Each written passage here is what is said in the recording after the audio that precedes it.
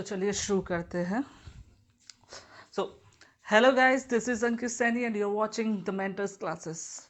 तो इस lecture series में हम लोग बात कर रहे थे ऑर्डिनरी डिफरेंशियल इक्वेशंस के बारे में। तो लेक्चर नंबर 7 में, इससे पहले वाले लेक्चर में हम लोगों ने देखा था अबाउट एग्जैक्ट डिफरेंशियल इक्वेशन, और आज के इस लेक्चर में हम लोग बात करेंगे कुछ ऐसी इक्वेशंस की जो एग्जैक्ट तो नहीं होती हैं बट उन्हें किसी फैक्टर से मल्टीप्लाई करके एग्जैक्ट बनाया जा सकता है। तो शुरू करने से पहले आज जो इस वीडियो को हमारे चैनल पर पहली बार आकर देख रहे हैं वो हमारे चैनल को सब्सक्राइब करें, और इससे पहले की वीडियोस का लिंक उन्हें डिस्क्रिप्शन से मिल जाएगा। तो चलिए शुरू करते हैं। तो जैसा हम लोगों ने देखा था कि फर्स्ट ऑर्डर फर्स्ट डिग्री की डिफरेंशियल इक्वेशन को हम M D X plus N D Y is equals to 0 की फॉर्म में लिख सकते थे, ठीक है।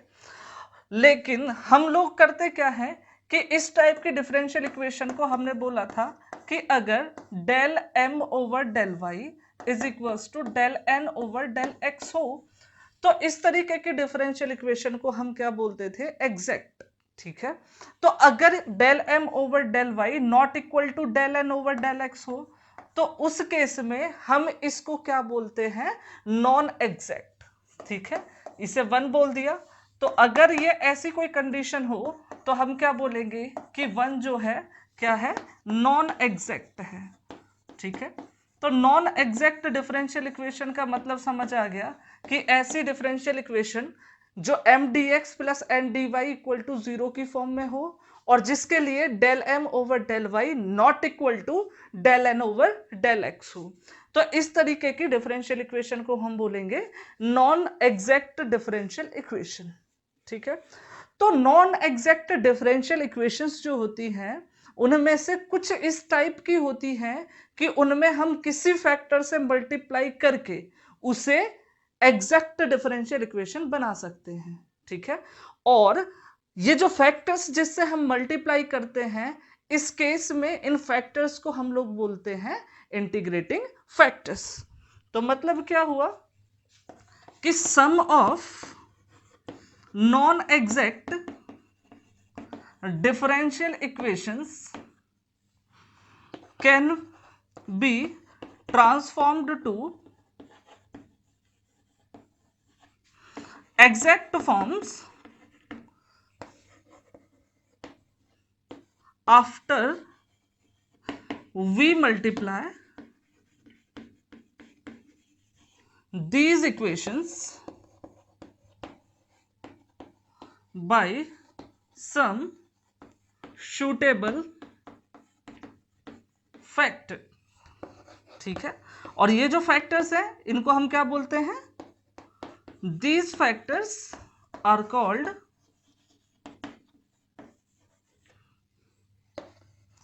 इंटीग्रेटिंग फैक्टर, ठीक है। तो इन्हीं को हम लोग क्या बोलते हैं, इंटीग्रेटिंग फैक्टर्स, ठीक है। तो मतलब क्या समझ आया कि भाई क्या होता है, कुछ नॉन एग्जैक्ट डिफरेंशियल इक्वेशंस होती हैं उनमें हम क्या कर सकते हैं, कुछ कांस्टेंट्स की कुछ फैक्टर्स की मल्टीप्लाई करके एग्जैक्ट डिफरेंशियल इक्वेशन बना सकते हैं। तो इस तरीके से एग्जैक्ट डिफरेंशियल इक्वेशन बनाने के लिए जिन फैक्टर्स का हम लोग यूज करते हैं उन्हें हम लोग बोलते हैं इंटीग्रेटिंग फैक्टर्स, ठीक है। आगे बढ़ते हैं भाई। तो हमें कैसे पता चलेगा कि किसी एक डिफरेंशियल इक्वेशन को हम एग्जैक्ट बना सकते हैं या नहीं बना सकते, ठीक है।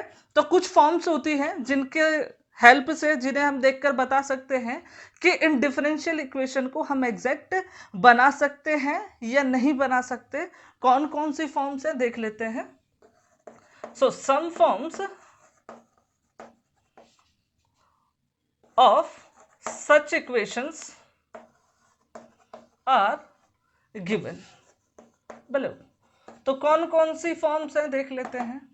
सो सबसे पहली चीज हम कंसीडर करते हैं, कोई भी डिफरेंशियल इक्वेशन है जिसे हम लिख रहे हैं M D X plus N D Y is equals to 0 की फॉर्म में।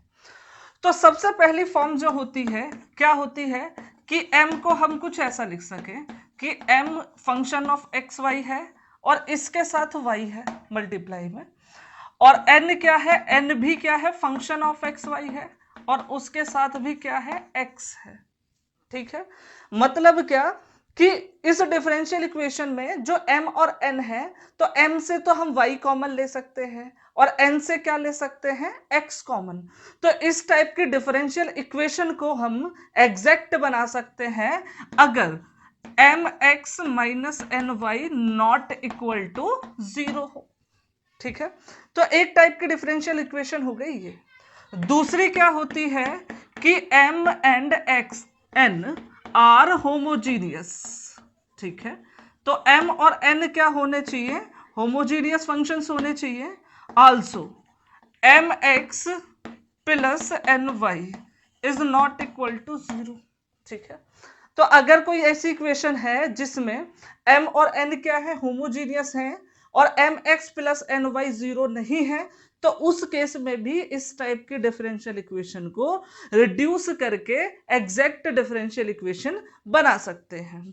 थर्ड टाइप जो है, थर्ड क्या है कि भाई अगर 1 upon n del n over del m over del y minus del n over del x is equals to F X. ठीक है, इसका मतलब क्या हुआ कि अगर 1 upon n del m over del y minus del n over del x is equal to F X, मतलब ये वाली वैल्यू सिर्फ x का एक फंक्शन आए, तो उस केस में भी हम इक्वेशन को रिड्यूस करके एग्जैक्ट डिफरेंशियल इक्वेशन बना सकते हैं। एक लास्ट और है फोर्थ टाइप की कि अगर 1 upon m del m over del y minus del n over del x सिर्फ y का फंक्शन आए, कि इस वैल्यू को कैलकुलेट करें तो उसमें सिर्फ y ही एक वेरिएबल हो, तो उस केस में भी हम इस डिफरेंशियल इक्वेशन को रिड्यूस करके एग्जैक्ट डिफरेंशियल इक्वेशन बना सकते हैं। और रिड्यूस करने में जो फैक्टर्स हम लोग यूज करते हैं, जिनकी हम मल्टीप्लाई करते हैं, उन्हें क्या बोलते हैं, इंटीग्रेटिंग फैक्टर्स। ठीक है, तो इन डिफरेंशियल इक्वेशंस के लिए चार जो हमने लिखी हैं, चारों के लिए अलग अलग टाइप के इंटीग्रेटिंग फैक्टर्स होते हैं। यह डिपेंड करता है इंटीग्रेटिंग फैक्टर का होना कि वो इन चारों में से किस टाइप की है। ठीक है, तो हम एक एक करके चारों टाइप्स देखेंगे और चारों के एक एक एग्जांपल लेंगे। तो उससे पहले लिखने के लिए वीडियो पॉज करें।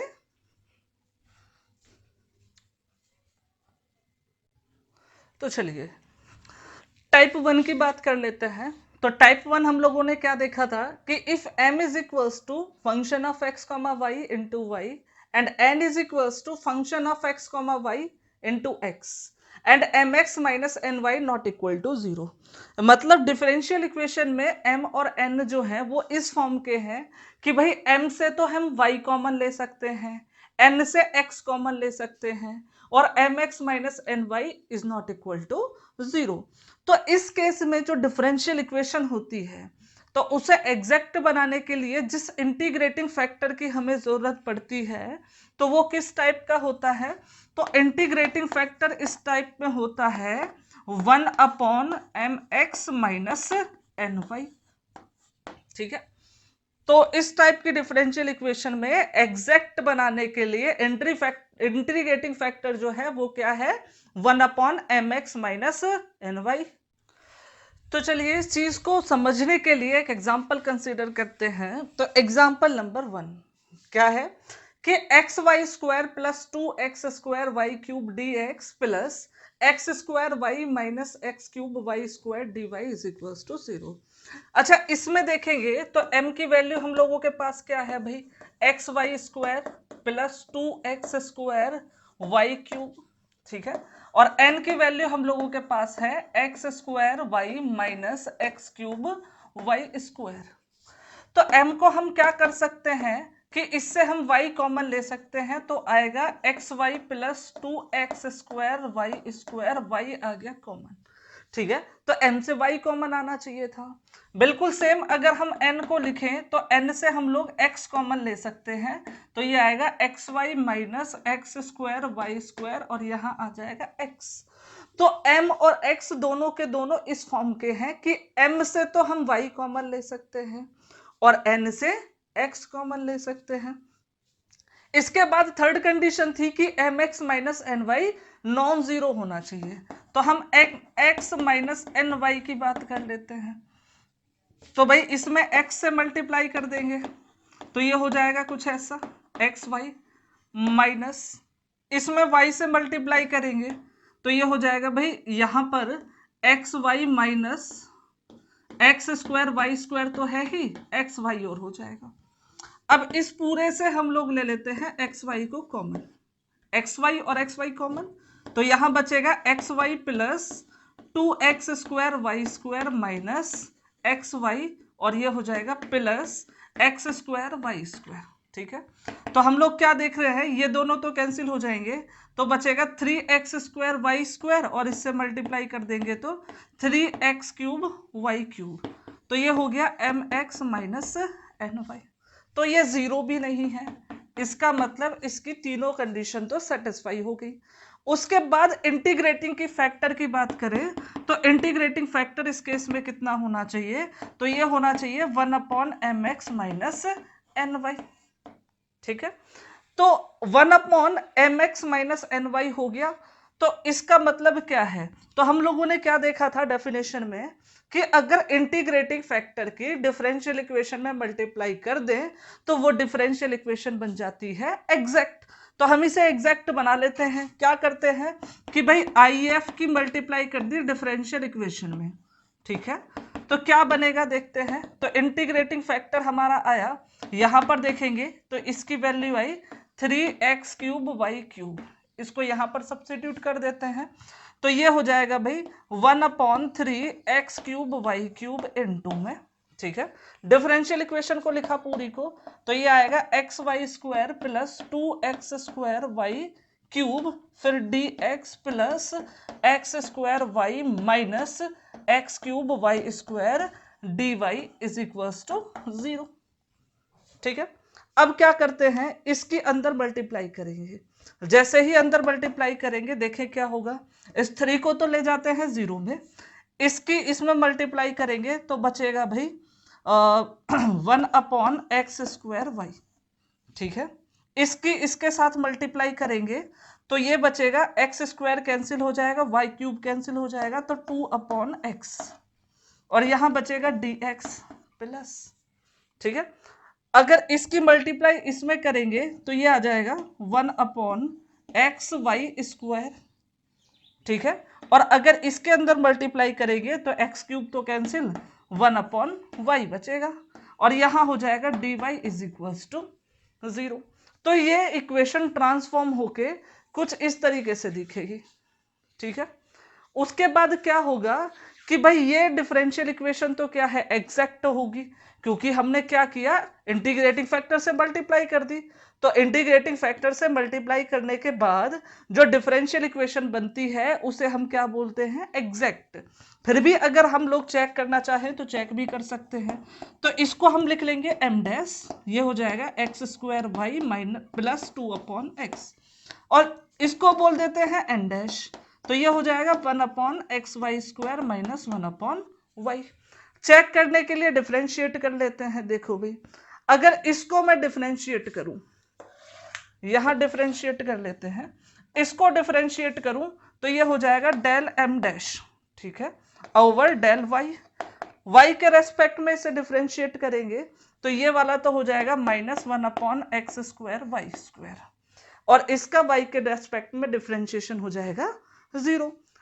n का कर लेते हैं भाई, del N dash over del X is equals to X के रेस्पेक्ट में इसका करेंगे तो पहली टर्म का तो हो गया minus 1/x square Y square और y का हो जाएगा 0। तो हम लोगों ने क्या देखा कि भाई del M dash over del Y is equals to del N dash over del X है, इसका मतलब इक्वेशन जो है हमारी वो कैसी है एग्जैक्ट है। ठीक है, तो एग्जैक्ट डिफरेंशियल इक्वेशन बन गई क्योंकि हमने इंटीग्रेटिंग फैक्टर से मल्टीप्लाई की थी। अच्छा, इसके बाद अगर इसका सॉल्यूशन लिखें, ठीक है, तो सॉल्यूशन क्या होता था कि सॉल्यूशन होता था भाई integration M D X plus N D Y is equals to constant, हम यहाँ पर डैश लेकर चल रहे हैं। ठीक है, और ये जो कांस्टेंट है ना इसे भी हम अपनी मर्जी के अनुसार ले सकते हैं, जैसा कि हम लोगों ने पहले देखा भी था कि हम यहाँ पर सी log c tan inverse C रख सकते हैं। तो यहाँ पर मैं कांस्टेंट लेता हूँ log c, ठीक है। अब इस इंटीग्रेशन में थोड़ी सी रिस्ट्रिक्शन होती थी कि यहाँ पर तो हम क्या करते थे, m डैश को इंटीग्रेट करेंगे तो y को एज ए कांस्टेंट लेकर चलेंगे, और n डैश को इंटीग्रेट करेंगे तो n डैश के सिर्फ वो वाली टर्म लेनी है जिसमें कि x ना हो। तो करते हैं भाई m डैश को लिख लिया, पूरे को लिखेंगे m डैश को, तो कितना आएगा यहाँ देख लेते हैं। हाँ भाई, इंटीग्रेशन m डैश हो गया 1/x² y, ठीक है, माइनस प्लस है तो 2/x हो जाएगा। y के x के रेस्पेक्ट में कर रहे हैं इंटीग्रेशन। यहां देखो, यहां पर वो वाली टर्म लिखनी है n डैश की जिसमें कि x ना हो, तो इसमें तो x है, -1/y बचा, तो उसको यहां पर लिख देंगे, ठीक है। इक्वल टू में चल रहा है log c। इस चीज को हम लोग देख लेते हैं क्या लिखेंगे। हाँ भाई, इसका इंटीग्रेशन करेंगे तो y तो कांस्टेंट है, y तो बाहर आ जाएगा, तो ये आएगा -1/xy, ठीक है। -2 आना चाहिए आई थिंक, क्योंकि y तो कांस्टेंट है, बाहर लिख लेंगे, ठीक है। तो बचेगा क्या, हमारे पास बचेगा x², x की पावर -2 बचेगा, इंटीग्रेशन करेंगे, ठीक है। तो ये है 1/x² y, तो इसका इंटीग्रेशन आएगा -1/xy प्लस 2, 1/x का हो जाएगा log x माइनस इसका हो जाएगा log y, और इंटीग्रेशन में इक्वल टू में क्या था, log c। तो अब हम करते क्या है, log वाली टर्म्स को सबको एक तरफ लिख लेते हैं, तो ये हो जाएगा 2 log x minus log y minus log c is equals to में सिर्फ एक टर्म बचेगी, ये हो जाएगा 1/xy। इसको हम लोग लिख सकते हैं log ऑफ x², माइनस में y है तो अपॉन में आ जाएगा, माइनस में c है तो अपॉन में आ जाएगा, और यहां लगेगा 1/xy। तो इसे अगर हम log को एलिमिनेट करते हैं तो लिख सकते हैं e⁻1/xy। इसके इधर मल्टीप्लाई कर देंगे तो यह आ जाएगा x² equal to cy into y⁻1/xy। So this will be the solution, ठीक है। लिखें, लिखने के लिए वीडियो पॉज करें। चलिए तो फिर टाइप 2 की तरफ पढ़ते हैं। तो टाइप 2 में हम लोगों ने देखा था कि अगर इस टाइप की डिफरेंशियल इक्वेशन हो जो कि होमोजीनियस हो, होमोजीनियस का मतलब हम जानते हैं कि हर एक टर्म में degree of the variable same होना चाहिए, और mx प्लस ny कितना हो, 0। तो इस तरीके की डिफरेंशियल इक्वेशन को सॉल्व करने के लिए जो इंटीग्रेटिंग फैक्टर हम लोग यूज करते हैं वो होता है 1/mx प्लस ny, ठीक है। तो इस टाइप की जो भी डिफरेंशियल इक्वेशन है उन्हें सॉल्व करने के लिए जो इंटीग्रेटिंग फैक्टर चाहिए वो होता है 1/mx प्लस ny। एक एग्जाम्पल कंसीडर करते हैं, एग्जाम्पल नंबर 2। तो अच्छा, यहां पर हम देखें तो m की वैल्यू हम लोगों के पास है x² माइनस 2xy², और n की जो वैल्यू है वो क्या है, -x³ माइनस 3x²y, ठीक है। तो अच्छा, यहां देखें, इसमें सारी डिग्री 3 है, इसमें 2 और 1 3, 1 2 3 3 है, 2 और 1 3, इसका मतलब m और n क्या है, होमोजीनियस है। चलो, एक कंडीशन तो सेटिस्फाई हो गई कि इक्वेशन होमोजीनियस होनी चाहिए।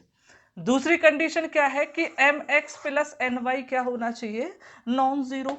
तो हम mx प्लस my को भी कैलकुलेट कर देते हैं, कितना है भाई, m क्या है, x² y माइनस 2xy², तो इसमें मल्टीप्लाई करनी है x से। n की वैल्यू रखी -x³ माइनस 3x²y, इसमें मल्टीप्लाई करनी है y से। तो ये टोटल देखेंगे क्या बनेगा, तो ये टोटल बन जाएगा भाई, इसके अंदर मल्टीप्लाई करेंगे तो ये हो जाएगा x³ माइनस, इसके अंदर मल्टीप्लाई करेंगे तो 2x² माइनस ये हो जाएगा x³ और माइनस माइनस प्लस 3x²।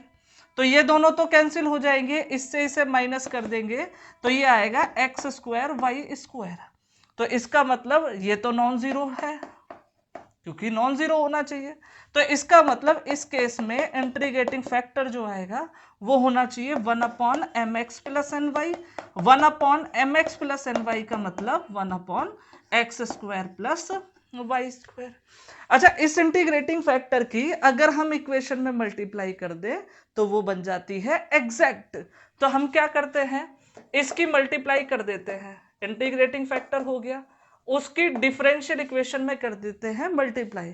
तो डिफरेंशियल इक्वेशन तो हमारी ये है, क्या है, x² y minus 2x² dx plus minus है, और यहां पर है x³ माइनस 3x² y और फिर dy इज इक्वल टू होना चाहिए 0।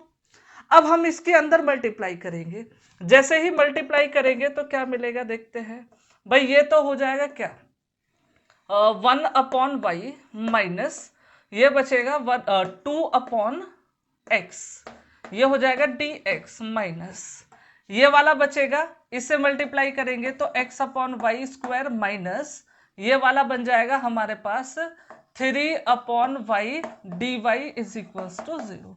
तो भाई ये डिफरेंशियल इक्वेशन एग्जैक्ट बननी चाहिए, ये हम देख चुके हैं कि भाई हमेशा किसी भी डिफरेंशियल इक्वेशन में उसके इंटीग्रेटिंग फैक्टर की मल्टीप्लाई कर दें तो क्या बनेगी, एग्जैक्ट डिफरेंशियल इक्वेशन। तो यहां पर m डैश देखे क्या होगा भाई, m डैश तो होगा 1/y माइनस 2/x, और n डैश जो हमारे पास है वो क्या होगा, माइनस का x/y² माइनस 3/y। और एग्जैक्ट इक्वेशन को सॉल्व कैसे करते थे भाई, सॉल्व करने के लिए क्या लिखते थे, integration m dx plus n dash dy is equal to constant.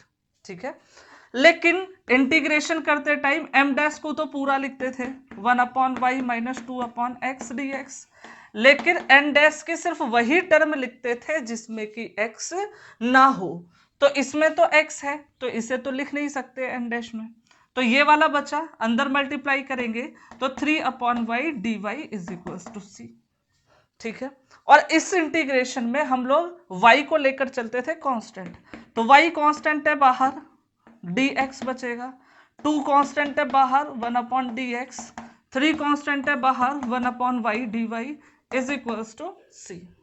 ठीक है, तो भाई इसका इंटीग्रेशन तो हो जाएगा x, इसका हो जाएगा log x, और इसका हो जाएगा log y is equal to c।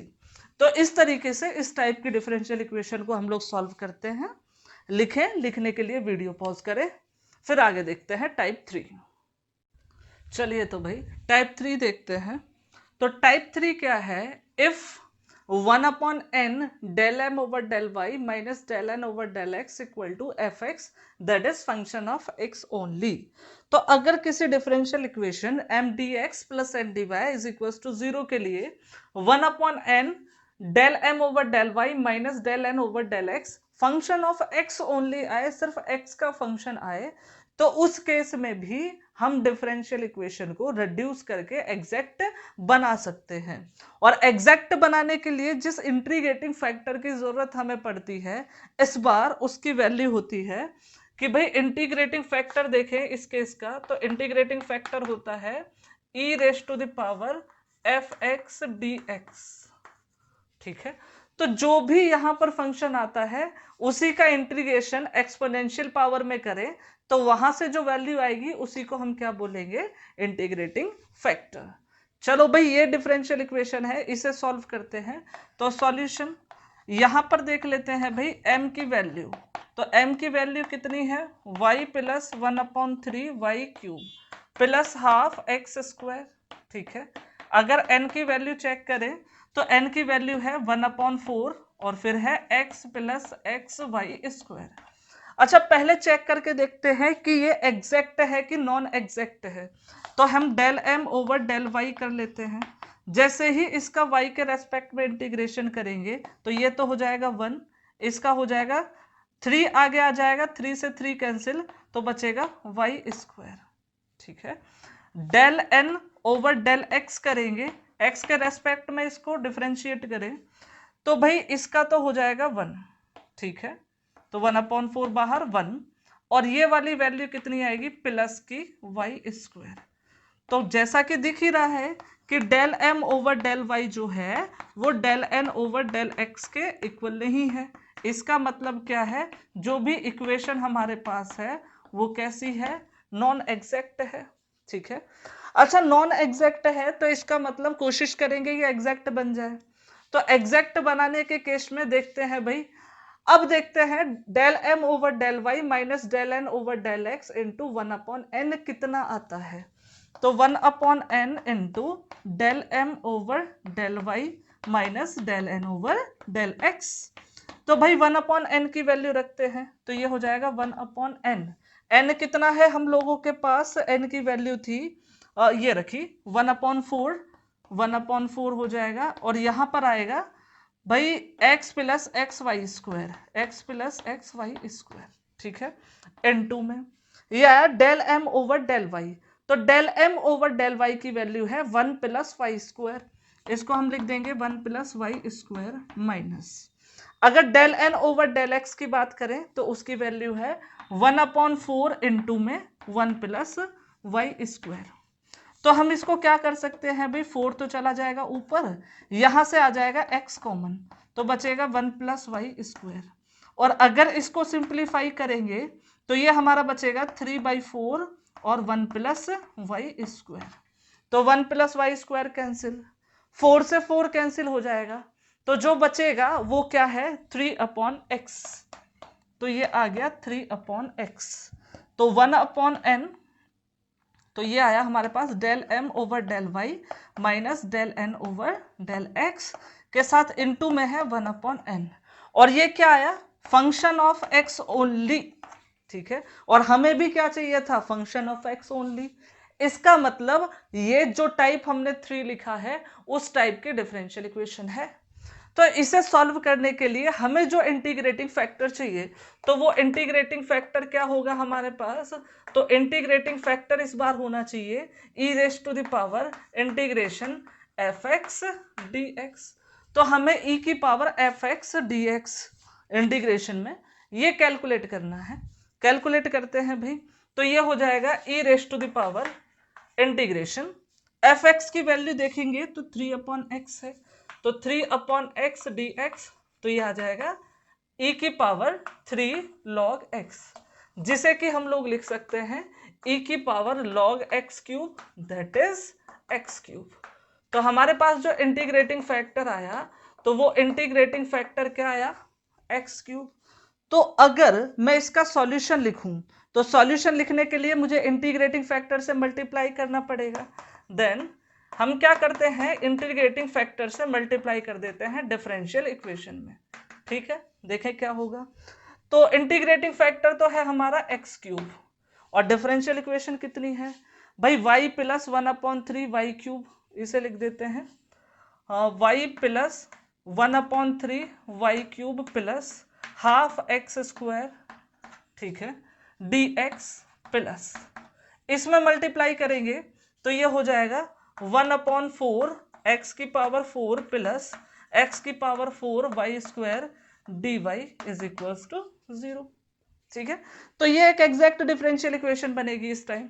तो अब यहां से अगर हम सॉल्व करना चाहें तो उसके लिए m डैश चाहिए, m डैश है अंदर मल्टीप्लाई कर देते हैं, x cube y plus 1/3 x cube y cube plus ये आएगा 1/2 एक्स की पावर 5।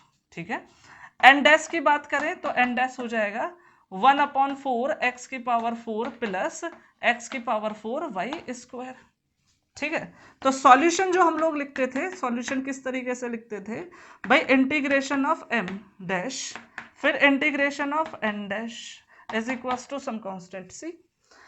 अब m डैश को तो पूरा हम लोग लिख लेते थे, तो पूरा लिखते हैं, इसे क्या है x cube y plus 1/3 x cube y cube plus 1/2 x raise to the power 5 dx।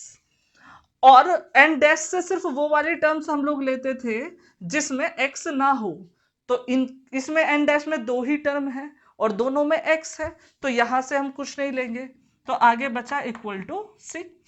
अब इसका इंटीग्रेशन करते टाइम हम लोग y को लेकर चलते थे कांस्टेंट, तो y कांस्टेंट अब बाहर आ जाएगा, एक्स क्यूब बचेगा, यहां पर भी y कांस्टेंट है, बाहर आ जाएगा, 3 भी कांस्टेंट बाहर आ जाएगा, एक्स क्यूब, और यहां पर हाफ कांस्टेंट है, बाहर आ गया, x की power 5 dx is equals to c। अब इसका इंटीग्रेशन तो आएगा भाई x की पावर 4 अपॉन 4, और यहां पर क्या है y। यहां पर देखेंगे भाई इसका इंटीग्रेशन हो जाएगा x की पावर 4 अपॉन 4 आएगा, 3 पहले से ही है तो 12 y क्यूब, प्लस इसका करेंगे तो 6x की power 6 upon 2 equal to c।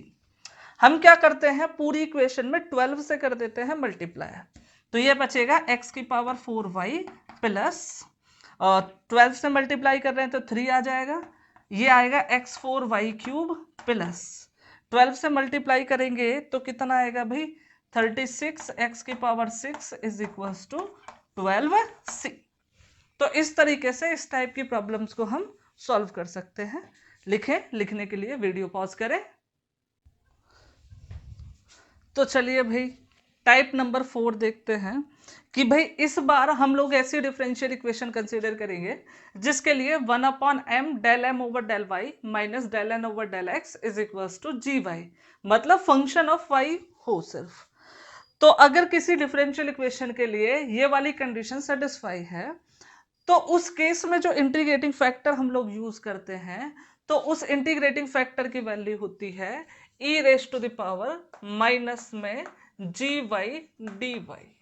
तो जो भी यहाँ पर फंक्शन आएगा तो उसकी हेल्प से इंटीग्रेटिंग फैक्टर निकाल सकते हैं e की पावर माइनस जी वाई डी वाई। किस तरीके से करते हैं उसे देखने के लिए एक एग्जाम्पल कंसीडर करते हैं। तो ये एग्जाम्पल है, ठीक है, सॉल्यूशन। तो इसके लिए अगर हम m की वैल्यू देखें तो m की वैल्यू है 3x स्क्वायर वाई की पावर 4 प्लस 2xy, ठीक है। अगर n की बात करें तो n है 2x cube y cube minus x square, ठीक है। तो अगर हम del m over del y देखते हैं, y के रेस्पेक्ट में इसका डिफरेंशिएशन करें तो ये तो हो जाएगा भाई 12x स्क्वायर वाई क्यूब, और इसका डिफरेंशिएशन करेंगे तो बचेगा 2x।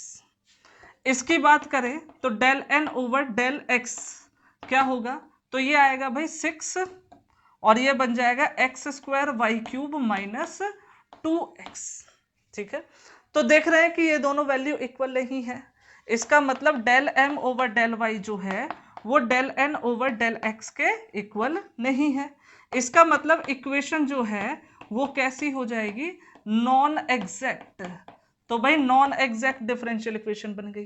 तो नॉन एग्जैक्ट डिफरेंशियल इक्वेशन है तो इस टाइप की है कि नहीं वो चेक कर लेते हैं। तो हम लोग क्या चेक कर रहे हैं भाई 1 upon m del m over del y minus del n over del x की वैल्यू कितनी है, ठीक है। तो 1 अपॉन m रखा, m की वैल्यू हम लोगों के पास कितनी है 3x स्क्वायर y की पावर 4 प्लस 2xy, ठीक है। और इसके साथ ही del m over del y, तो del m over del y हम लोगों के पास आया था ये, तो ये है 12x स्क्वायर वाई क्यूब, ठीक है।